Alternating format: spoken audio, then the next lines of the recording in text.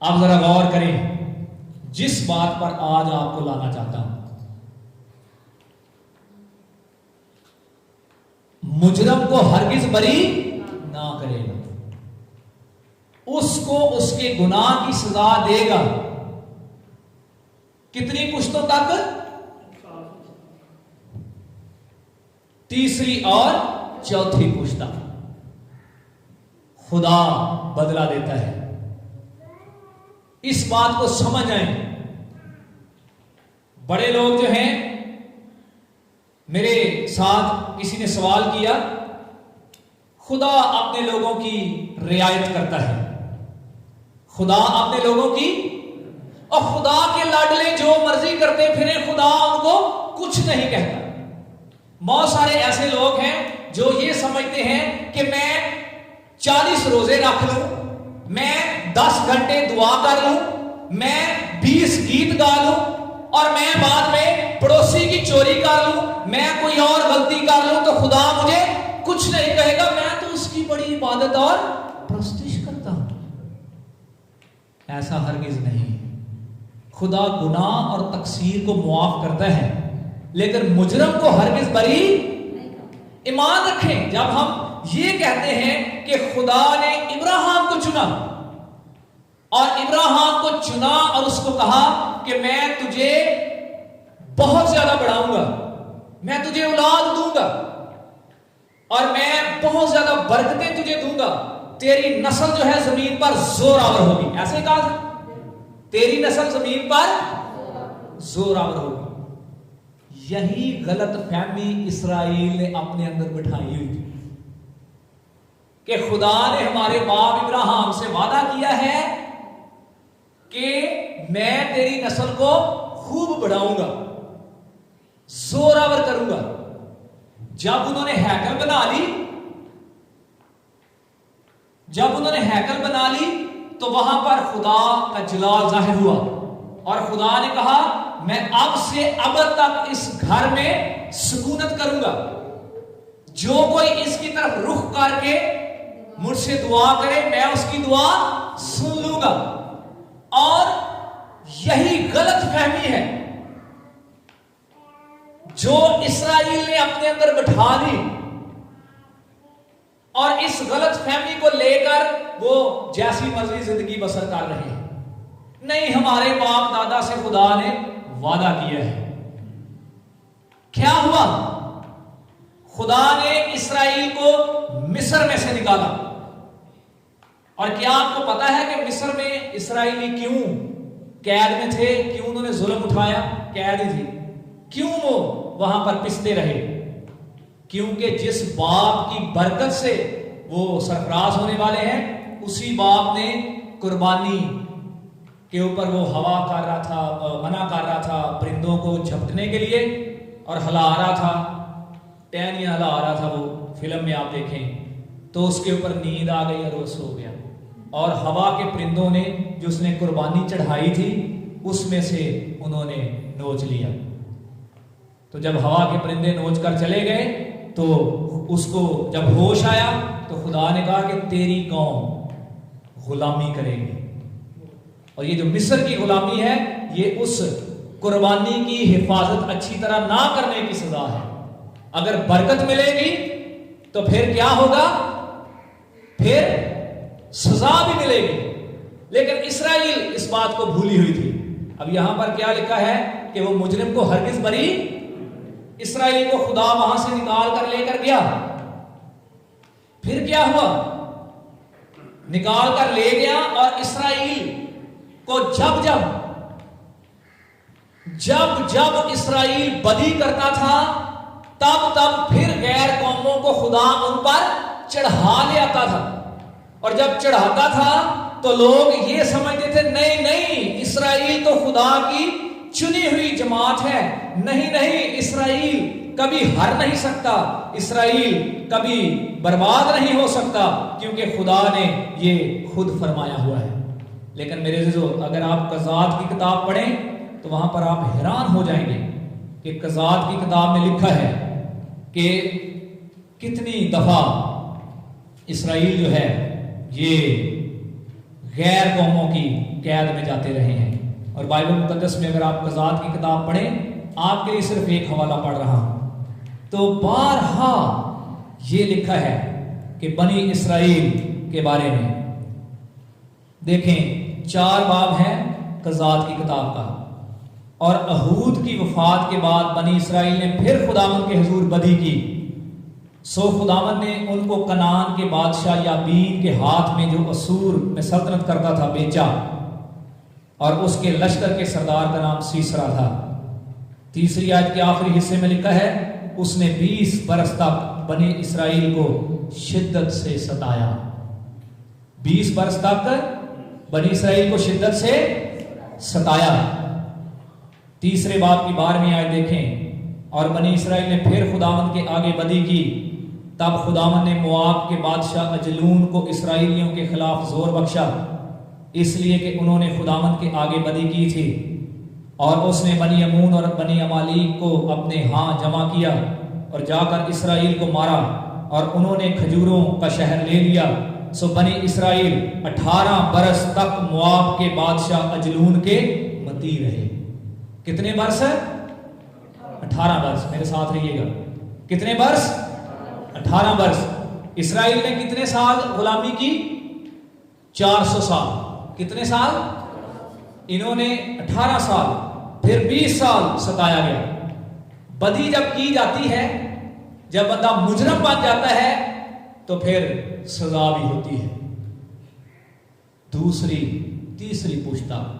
کتنی؟ تیسری پوچھتا. کیا کبھی آپ نے سوچا ہے اگر آپ کے حالات اچھے نہیں ہیں، اگر آپ کی زندگی میں سکون نہیں ہے، تو اس کا مطلب یہ ہے کہ آپ کے باپ دادا نے گناہ کیا ہے، اور آپ پر لازم ہے کہ آپ جھکیں اور خدا سے کہیں خداوند میرے باپ دادا کے گناہ معاف کر، کیونکہ وہ معاف کرنے کو تیار ہے. پھر اگر آپ آج بغیر سوچے سمجھے زندگی بسر کر رہے ہیں تو بڑی شیخی نہ ماریں. خدا آپ کے بچوں کو اس کی سزا دے سکتا ہے.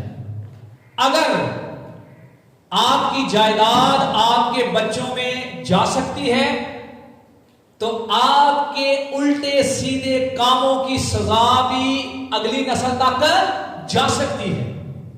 سوچ کر زندگی بسر کریں، سوچ کر کام کریں، سوچ کر عمل کریں. ایک بادشاہ جس کے بارے میں آپ اور میں بڑا مثالیں دیتے ہیں، وہ مثالی ہے، اور آج بھی دنیا میں اسرائیل جو ہے وہ داؤد کا نام لیتی ہے. ایسے ہی ہے یسوع مسیح کے بارے میں، وہ داؤد کی اصل و نسل ہے، داؤد کے بارے میں. اور داؤد بادشاہ جو ہے وہ خدا کا ایسا ایک عزیز دوست تھا کہ اس کے بارے میں لکھا ہے کہ مجھے میرے دل پسند شخص مل گیا ہے، مجھے میرے دل کی مان. کیا آپ نے دیکھا، کبھی سوچا ہے اس کی زندگی میں بھی یہ والی آیت پوری ہوئی ہے، میں مجرم کو ہرگز بری نہ کروں. کیا ہوا؟ میں ایسی کہانیاں جان کے سناتا ہوں تاکہ آپ کی عقل کھلے. آپ کی عقل کھلنی چاہیے. آپ کی عقل کہاں داؤد، کہاں میں، اور کہاں آپ. ایک حوالہ پہلے آپ کے لیے میں پڑھنا چاہتا ہوں، پھر ہم آگے چلیں گے. نکالیں نئے عہد نامے میں، ضرور اس کو نکالیں. یہودا کا خط ہے، اس کو نکالیں. یہودا کا خط ہے اور اس کی 5ویں آیت سے میں آپ کے سامنے پڑھ رہا ہوں. پس اگرچہ تم سب باتیں ایک بار جان چکے ہو، تو بھی یہ بات تمہیں یاد دلانا چاہتا ہوں کہ خداوند نے ایک امت کو مصر میں سے چھڑانے کے بعد انہیں ہلاک کیا جو ایمان نہ لائے، اور جن فرشتوں نے اپنی حکومت کو قائم نہ رکھا بلکہ اپنے خاص مقام کو چھوڑ دیا، ان کو اس نے دائمی قید میں تاریکی کے اندر روز عظیم کی عدالت تک رکھا ہے.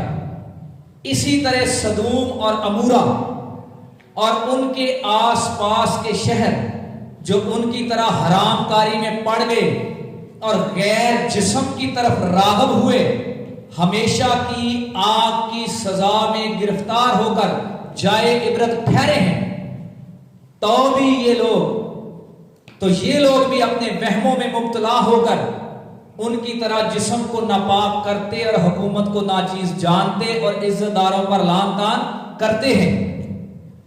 تو میرے عزیزو، اس کا خلاصہ یہ ہے، اگر خدا نے فرشتوں کو نہیں چھوڑا، اگر خدا نے اپنے مقرب فرشتے لوسیفر کو غلطی گناہ کرنے پر نہیں چھوڑا، اگر خدا نے ابراہیم کو نہیں چھوڑا، اگر خدا نے موسیٰ کو نہیں چھوڑا، کیا کہا خدا نے موسیٰ کو کہ تو پہاڑ پر چڑھ جا، تو اس ملک کو دور سے دیکھ سکتا ہے مگر اس میں داخل نہیں ہو سکتا۔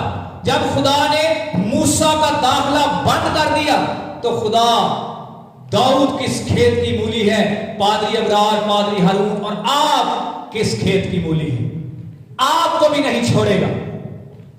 اگر وہ فرشتوں کو نہیں چھوڑتا، اگر وہ سدوم اور عمورہ کو تباہ کر سکتا ہے، اگر وہ موسیٰ کو سزا دے سکتا ہے، اگر وہ اسرائیل کو جن کو نکالتے وقت اس نے سمندر کو 2 حصے کر دیا، دریاؤں کو چیر دیا، مصریوں کو غرق کر دیا، اور طرح طرح کی آفتوں کے ساتھ اپنے جلالی ہاتھ کو دکھایا، اور اس قوم کو جس کے بارے میں اس نے کہا کہ یہ میرا پلوٹا بیٹا ہے، اسرائیل کو اس نے اپنا پلوٹا بیٹا کہا، اور اسرائیل کو اس نے اپنی قوم کہا، اگر اس قوم کو وہ ہلاک کر سکتا ہے تو آپ اور میں کہاں کے بڑے پارسا لوگ ہیں، ہمیں بھی وہ نہیں چھوڑے گا۔ ہوش کریں، اپنے کاموں کو، کرتوتوں کو بدلیں، ورنہ خدا مجھے اور آپ کو بھی سزا دے گا۔ کیسی سزا؟ ہوش کریں، میں آپ کو بتاتا ہوں کیسی سزا۔ نکالیں میرے ساتھ داؤد کی داستان سیموئیل کی کتاب میں، اور ہوش کریں۔ آج میں آپ کو بتانا چاہتا ہوں، لائٹ بھی چلی گئی ہے، گرمی بھی کافی ہے، ایمان رکھے میں جو بتا رہا ہوں بائبل میں سے بتا رہا ہوں۔ داؤد نے محل کے اوپر ٹہل رہا تھا، پڑوسی کی بیوی نہا رہی تھی، اس نے اس کو دیکھا، بے ایمان ہو گیا، لے آیا۔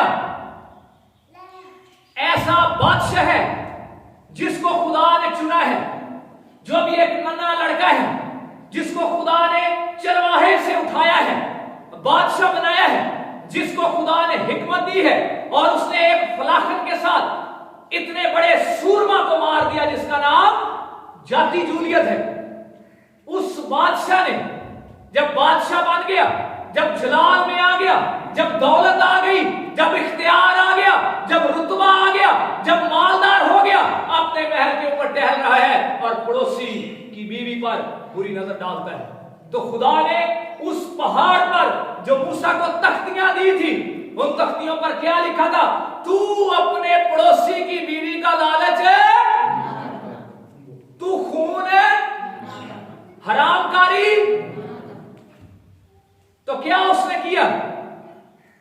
اس نے جا کر اس عورت کو بلایا اور اس کے ساتھ زنا کیا، اور اس کے شوہر کو بھیجا اور جنگ میں اس کو مروا دیا، اور اس کے ذہن میں یہ ہے کہ میرے منصوبے کا کسی کو بھی پتا۔ لیکن یہاں وہ خدا ہے جو دلوں پر نظر کرتا ہے۔ اے داؤد، تو کیوں بھول گیا ہے جب تجھ کو مسح کیا گیا تو نبی نے جب تجھے مسح کیا تو ننھا لڑکا تھا اور تیرے بھائی بڑے بڑے کانداور تھے، تو تب خدا نے کیا کہا تھا؟ سیموئیل کی کتاب میں لکھا ہے، خدا نے کہا تھا خدا ظاہری شکل و صورت پر نہیں بلکہ دل پر نگاہ کرتا ہے۔ تو تیرے دل میں جو خیالات ہیں، جو تیرے ذہن میں کھچڑی پکی ہے، خدا کو اس کا پتہ ہے۔ بائبل مقدس میں لکھا ہے کہ وہ دلوں اور ارادوں سے واقف ہے، اس خدا کو پتہ ہے۔ اس نے اپنے نبی کو بھیج دیا، نبی نے آ کر کہا ایک شخص کے پاس کتنی بھیڑیں ہیں؟ 99، اور ایک کے پاس ایک ہی ہے، اور جس کے پاس ایک ہے اس سے بھی اس نے لے لی۔ اب بتا تیری نظر میں اس کا کیا فیصلہ ہونا چاہیے؟ اس نے کیا کہا؟ میری نظر میں یہ فیصلہ ہونا چاہیے کہ وہ شخص واجب القتل ہے۔ تو خدا نے کہا اپنے نبی کے ذریعے سے، اے داؤد وہ تو ہے، اے داؤد وہ تو ہے۔ جب داؤد نے یہ سنا تو داؤد خاکسار ہو گیا۔ داؤد نے معافی مانگی، خدا نے اس کو معاف کر دیا، خدا نے اس کو معاف۔ لیکن میرے عزیزو، خدا نے اپنے کلام میں لکھا ہے کہ وہ مجرم کو ہرگز بری نہیں کرے گا۔ خدا نے اس کو حیات کی کتاب سے بے دخل نہیں کیا، لیکن ایماندار ہونے کے ناطے سے، خدا کا وفادار، خدا کے روح القدس کی وجہ سے، مخصوص کیے جانے کی وجہ سے خدا نے اس کو نکالا نہیں ہے اپنی کتاب حیات سے۔ لیکن جو جرم کیا ہے اس کی سزا تو ملے گی۔ میرے ساتھ رہے، جو جرم کیا ہے اس کی سزا تو، پادری ابرار، پادری ہارون، آپ سب جتنے بھی برے کام کریں گے، توبہ کریں گے، میں آپ سب سے بڑا گناہگار میں تھا، مجھے خدا نے کتاب حیات سے نہیں نکالا، لیکن جو گناہ میں نے کیے ہیں ان کی چکی کے اندر سے مجھے پسنا پڑے گا، اور یہ صداقت ہے۔ اور خدا کے کلام میں یہ آواز ہے خدا کی شخصیت کے بارے میں، اور داؤد کی زندگی میں یہ ہے۔ کیا ہوتا ہے؟ اس نے میسج بھیجا اس عورت نے، میں تو تیرے بچے کی ماں بننے والی ہوں۔ تو داؤد ہتی اوریا کی بیوی کو اپنے گھر لے آیا، اس کو بیوی بنایا، اور اس کے بیٹا پیدا ہوا۔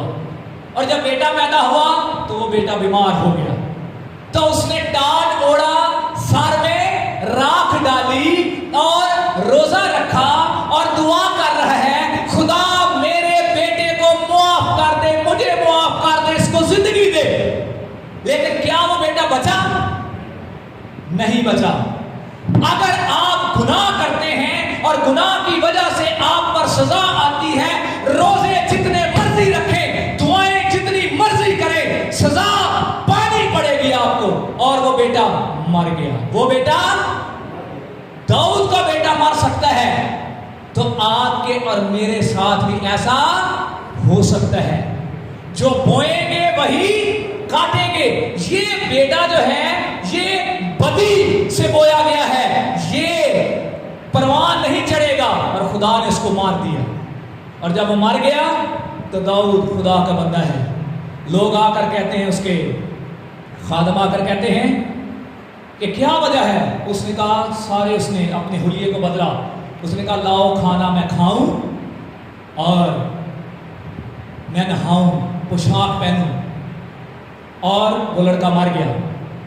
اس کے بعد اس نے ماتم بند کر دیا، کیونکہ داؤد سمجھ گیا تھا کہ خدا نے مجھے سزا دی ہے، اس کی سزا ٹال نہیں سکتی۔ اگلی بات کیا ہوئی؟ یہ تو قتل کے بدلے قتل کی سزا ہے، لیکن پھر زناکاری کہاں گئی؟ زناکاری کا کہاں پر بدلہ ملا؟ میرے عزیزو، آگے آپ پڑھیں تو وہاں پر لکھا ہے کہ داؤد کی بہت ساری بیویاں تھیں۔ ایک بیوی سے اس کی بیٹی تھی اور دوسری بیوی سے اس کا بیٹا تھا، اور اس نے کیا کیا؟ اپنی بہن کے ساتھ منہ کالا کر لیا، اور یہ کتنی شرم کی بات ہے۔ اور داؤد جو ہے اس کے خاندان میں یہ گھٹیا کام ہوا۔ وہ مجرم کو ہرگز بری، بلکہ دوسری تیسری پشت تک، چوتھی پشت تک بدلہ دے گا۔ مجرم کو وہ بری نہیں کرتا۔ اور داؤد نے اپنی آنکھوں سے دیکھا، اور داؤد کا دل رنجیدہ ہوا اور چھلنی ہو گیا، زخمی ہو گیا۔ جو دوسرے کی بیوی، بہن اور عورتوں پر بری نظر ڈالتا ہے، زناکاری کرتا ہے، یاد رکھیں اس کی نسل میں وہ اپنی آنکھوں سے اگلی نسل میں دیکھے گا، اور یہ خدا کا فیصلہ ہے، یہ اس کا کلام ہے۔ اور کیا لکھا ہے بائبل مقدس میں؟ آسمان اور زمین ڈل جائیں گی لیکن میرے منہ کی باتیں ہرگز نہ ٹلیں گی۔ اور ایسا ہوگا، اور میں آپ کو کہتا ہوں ایسی کلیسیا بن جائے کہ خدا کے غضب سے بچے. یہ جو فضل والا کلام سن کے آتی ہو گئے نا کہ معافی ہے معافی ہے، ہاں معافی ہے. خدا آپ کو ہمیشہ کی زندگی سے بے دخل نہیں کرتا، لیکن اگر اس نے فرشتوں کو نہیں چھوڑا، اگر اس نے اسرائیل کو نہیں چھوڑا، اگر اس نے موسیٰ کو نہیں چھوڑا، اگر اس نے داؤد کو نہیں چھوڑا، تو تسلی نہ دے، وہ مجھے اور آپ کو بھی نہیں چھوڑے گا، سزا دے گا. کرنا کیا ہے ہم؟ بائبل مقدس میں لکھا ہے اگر ہم کہیں کہ ہم بے گناہ ہیں تو اپنے آپ کو فریب دیتے ہیں. اگر ہم اپنے گناہوں کا اقرار کریں تو وہ ہمیں معاف کرنے میں سچا اور عادل ہے. کیا کرنے کی ضرورت ہے؟ باپ دادا کے اپنے گناہوں کی معافی مانگنے کی، شاید وہ ہم پر رحم کر دے. شاید کا لفظ استعمال کر رہا ہوں اس لیے کیونکہ ہم جس طرح سے ہم معافی مانگ رہے ہیں یہ معافی شافی کوئی نہیں. میں آپ کو یہ صاف سٹوری سناتا ہوں. اپنے خاندان میں بھی میری کسی کے ساتھ نہیں بنتی. کیوں؟ میں اگر خوش کروں تو میں ٹھیک ہوں، اگر میں دکھتی رب کے اوپر ایسے انگلی رکھوں تو ظاہری بات ہے پھر درد ہوتی ہے. میرے خاندان کے کچھ لوگوں نے کہا اولاد بڑی نافرمان ہو گئی ہے، اولاد بڑی نافرمان حد پار کر گئی ہے. تو میں نے کہا جی جو فارمولہ میں نے اپنایا ہے آپ بھی اپنائیں.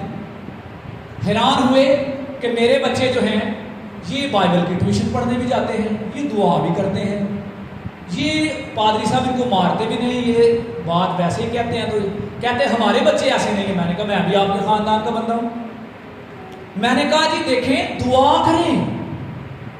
کیا دعا کریں کہ خداوند میرے گناہ، میرے باپ کے گناہ اور میرے دادا کے گناہوں کو بخش دے. تو انہوں نے موڈ بنا لیا اور بعد میرے ساتھ تو ہفتہ دو ہفتہ ٹیلی فون پہ بات کرنا چھوڑ دی. تو میں نے تصدیق کی، تحقیق کی کہ کیا ہوا ہے. تو پھر بعد مجھے پتا چلا جی انہیں کسی نے بتایا ہے کہ جی وہ ابرار صاحب نے کہا کہ توبہ کرن، وہ گناہاں دی معافی منگ، اسی بڑے پاپی ہیں. انہیں آج کہہ دیتا ہے آپ سب سے بڑا گناہگار تو میں ہوں، لیکن میں آپ کو یہ بتا رہا ہوں کہ یہ فارمولہ ہے. اس لیے خوش نہ ہو کہ فضل ہے فضل ہے فضل ہے. اگر یہ فضل وہ ہوتا تو کبھی بھی یہودا کے خط میں یہ بات نہ لکھی جاتی. پرانے ادرامے کی بات نہیں ہے، یہ نئے کی بھی ہے کہ اگر اس نے فرشتوں کو نہیں چھوڑا تو پھر مجھے اور آپ کو بھی نہیں چھوڑے گا. تو کیا کبھی آپ نے سوچا ہے کہ جیسی زندگی میں گزار رہا ہوں، جیسی زندگی، جیسا میرا خاندانی سسٹم ہے، کیا خدا مجھے چھوڑے گا؟ کبھی نہیں چھوڑے گا. اور یہاں پر آج میں یہ دعوے سے کہہ رہا ہوں اگر میں اپنی پڑوسی کی بیوی کا لالچ کروں گا تو میری بہو کا کوئی لالچ کرے گا. اگر میں کسی کے لیے برا کروں گا تو میرے لیے بھی برا ہوگا. ہوش میں آ جائیں، تبدیل ہو جائیں. یہ خدا جس نے اپنے بیٹے خداوند یسوع مسیح کو بھیجا ہے، فائدہ صرف یہ ہوا ہے کہ اب ہم ان گناہوں سے بچ سکتے ہیں. لیکن ایسا نہیں ہے کہ ہم آج توبہ کر لیں اور پھر انہی کاموں میں پڑے رہیں یہ سوچ کر کہ پہلے معافی مانگی تھی پھر خدا معاف کر دے گا. لیکن ایسے نہیں ہوگا. بائبل مقدس میں لکھا ہے یہ ایسے ہی ہے جیسے نہلائی ہوئی سورنی واپس دلدل کو جاتی ہے اور کتا اپنی کیے کو دوبارہ کھاتا ہے. کتا اپنی الٹی کر کے دوبارہ کھاتا ہے، ایسے ہی ہے. اس لیے توبہ کرنی ہے اور خدا سے معافی حاصل کرنی ہے. اور خداوند آپ سب کو اور مجھے یہ فضل بخشے کہ ہم اس خدا کی عبادت اور پرست جس کی کرتے ہیں، جس کے پاس آتے ہیں، ہم یاد رکھیں، اس کے لائق بھی بنیں. ورنہ داؤد کی طرح روزے تو اس نے رکھ لیے لیکن قبولیت نہ ہوئی. کہیں ایسا نہ ہو کہ ہم گرجا گھر میں بھی آئیں، دعائیں بھی کریں، سب کچھ کریں اور آخر میں پھر ہماری قبولیت بھی نہ ہو. سوائیں اپنے سروں کو جھکائیں خداوند کی حضوری میں، تھوڑی دیر خاموشی میں میرے سمیت